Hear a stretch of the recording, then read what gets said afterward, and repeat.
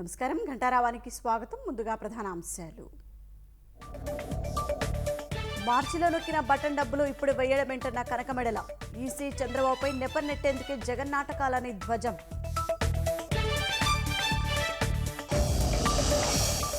ప్రజలకు మంచి చేయడంలో పవన్ ముందుంటారన్న చిరంజీవి. పోరాటానికి మద్దతివ్వాలంటూ ప్రత్యేక వీడియో విడుదల.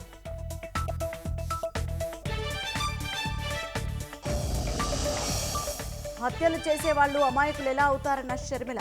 జగన్ అధికారాన్ని అడ్డుపెట్టి అవినాష్ను కాపాడుతున్నారని ధ్వజం.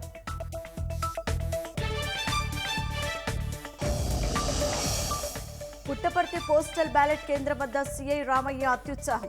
ఉద్యోగుల పట్ల దురుసు ప్రవర్తన, వాగ్వాదం.